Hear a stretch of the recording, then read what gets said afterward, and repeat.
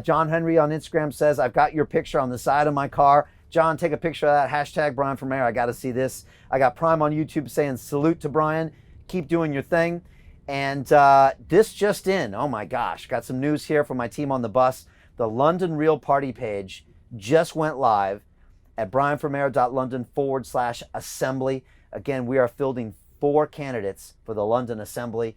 And it just shows you that we are dedicated to London politics for the next 20 years. And we're really excited about that. So again, let's jump back into everything happening today on the show. The first thing I want to talk about is the polls. And one of the things that the reporter asked me from the Times is, he's a great guy. His name is Damien. I really appreciate the article, Damien. I thought you were hard but fair.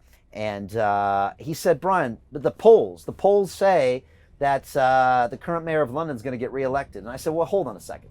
First of all, everybody I meet in the streets, they hate the mayor of London, and they like my policies once they get to know what I'm about. So my polls on the streets have me at a 98% chance of winning right now. Now, the polls in the newspapers are different. And if you look into how the polls are done, it's very interesting. First of all, polling companies haven't had a good track record. Back in 2016, they predicted Hillary Clinton would be the next president of the United States. That didn't work out so well for that polling company. In 2019, they said that it was a very close race between conservatives and labor. What happened?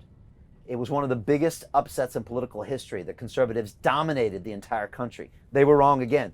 And even if you look last year in the American presidential elections, the polls did not call it correctly.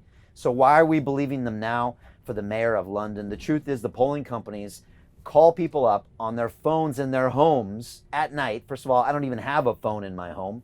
I don't pick up phone calls from strangers at night, and I don't talk to them for 15 or 20 minutes asking questions about politics. So again, who are they talking to? They're not talking to real Londoners in the streets. And so don't believe those polls. The polls are all part of the two-party system that kind of feeds on its own narrative. The media only features the two parties. The BBC had 2 candidates on for a debate, even though I've been in second place for this race for the past 4 months. Again, don't believe the hype, because the hype creates reality, and then the reality creates more hype. My polls tell us we're going to win this easily on May 6th, but make sure you go out and vote anyways. But I wanted to call that out there. I don't believe the polls. What I do believe is what I see online. We've served up 1.5 billion impressions. That's with a B, of my London, Brian for Mayor London campaign, of our London Real Party. And we're really excited about all the support we're getting on the streets, people honking their horns, people stopping me. And that's how I feel about those polls. And that's why I know they're really not correct when it comes down to that. So just on that, I want to say that. Let's talk about low traffic neighborhoods. Now, LTN'S, or low traffic neighborhoods, are a scheme cooked up by the mayor of London. On the top floor of his glass building, he never went out and consulted with people on the streets. And he decided to introduce his controversial street space program in May of last year. And it was right in the middle of lockdown.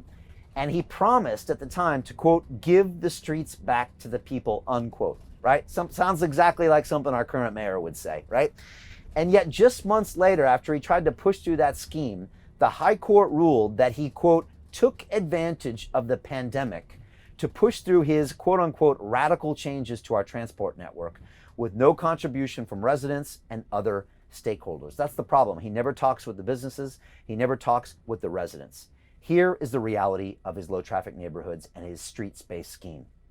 Both Islington and Wandsworth councils had to alter or reverse the LTN roads due to concerns from emergency services. Literally, ambulances can't even get in the roads. We have video footage of this.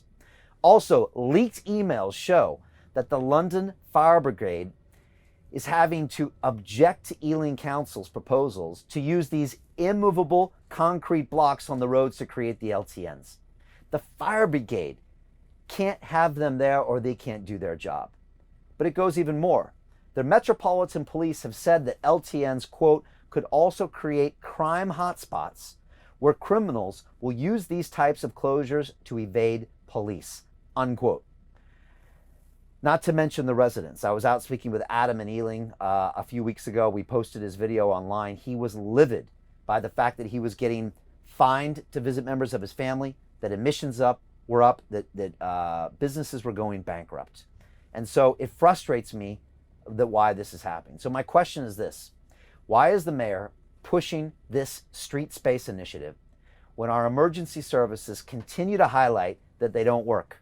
This is the fire service and the ambulances. He's doing it to raise revenue because his TfL is going bankrupt, and he thinks it's okay to raise literally millions of pounds of fines during the worst recession in 300 years from the hardworking residents of Lewisham, of Ealing, of Lambeth, of Southwark, and he's doing that to pay for his failures on TfL. And a lot of people said, well, that's because of the lockdown and COVID. That's not true. TfL was going bankrupt long before the lockdown happened, and that's the truth. He's run our TfL into the ground, and now he's trying to use increased congestion charges, increased ULEZ charges, expanded congestion charges, expanded ULEZ charges, and now these LTN fines to pay for his financial mismanagement of our transport networks. And look at Islington Council. Just 5 months ago, they generated almost £500,000 from these penalty charge notices they issued to people in their own neighborhoods for violating these LTN policies. Some residents have said they woke up one morning and there was one of those planter boxes, bollards, stuck in the middle of their road and they couldn't even get home. These schemes are not about promoting a better environment. They're about generating revenue, and it's very, very frustrated. And just days ago, we found out that TfL, which of course is basically the mayor's office, wins the right to take the Bishopsgate case to the Court of Appeal because it wants to get the low traffic schemes back on track. So the one ray of light that we had to see that maybe these illegal schemes might be finally blocked, something that all the taxi drivers have been talking to me about. Why is he appealing this? We just want to be able to do our own jobs.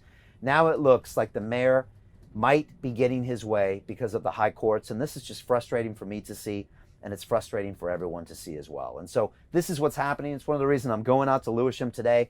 I'm going to be stopping in some of these low traffic neighborhoods. I'm going to be talking to the citizens on the street.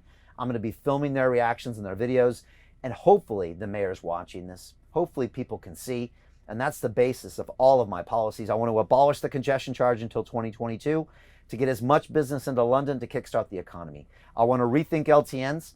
I want to run TfL at a profit. I want to separate that land from TfL. I want to use it to build affordable homes on it with Chris Wilkinson. And I want to run TfL at a profit. I know we can do this. I've already seen the figures. I've got senior members in TfL that want to work with me. I've got people like Chris Wilkinson that want to work with me. All I need is your vote, and we can make this stuff happen on May 6th.